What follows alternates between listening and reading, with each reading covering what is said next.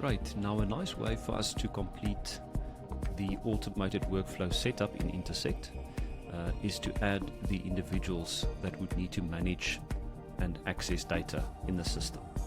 So we can toggle that functionality from the actions bar over here, and I'm choosing this specific test line because there is a Simple Pay integration already active, which means we've got quite a nice diverse portfolio of users. As you can see from the dashboard, we've got subscribers, administrators, directors, employees and shareholders. Now what makes this quite nice is the system is intuitive and it sees all of these individuals flow through various data points from the modules on the left hand side, be that shareholding as you set up a new shareholder, employees that came in through one of the integrations or even a CSV upload, or even through the CIPC integration. And it will always default to that specific user type as it sees that person linked to that section.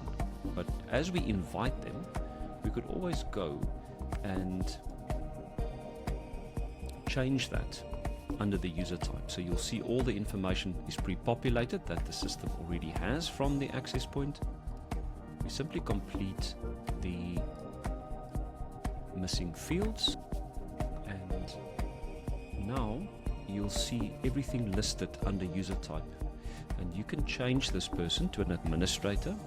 These roles would typically be your colleagues in the firm that would access information. They've got full privileges except for managing the subscription itself, which is only available to the subscriber role. But then you also have a consultant, which is a view only role, and typically our users use this specific role for business coaches or executive coaches that might need to access certain company information but not necessarily be able to change, delete or download that information. We've also seen users use this for their long-term insurance brokerage firms where they need to do key man insurance or buy and sell policies based on shareholding, and it's a nice way for them to gain access to the system without being able to delete or change anything. And then obviously the system has defaulted this individual to an employee. Now inviting this person is literally as simple as finalizing the last step, where Intersect drafts your firm template for you automatically. This is fully customizable per workflow. So you could have an email template set up for users that could differ from any of your other workflows in the system. And on the right hand side, you can see what the client will actually see inside their email. And as you change the text on the left hand side, your preview will auto-populate as well. Once they receive their email, they will literally click Get Started with Intersect. That'll take them to the system where they set up a password for their username, and they've got access to the system to start interacting with their information. It is important to note, as I quickly complete this step, each of those roles have predetermined user privileges available, and nobody will ever have access to information that they're not privy to. So as we're inviting this employee, he or she will only have access to their own employee profile inside the system once they accept their invitation. They'll never be able to see any other employees' data.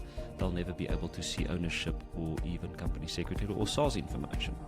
The same goes for your shareholder.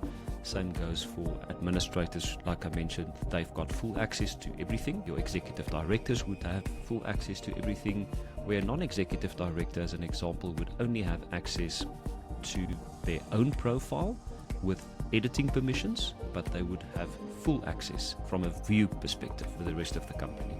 Same with the shareholding.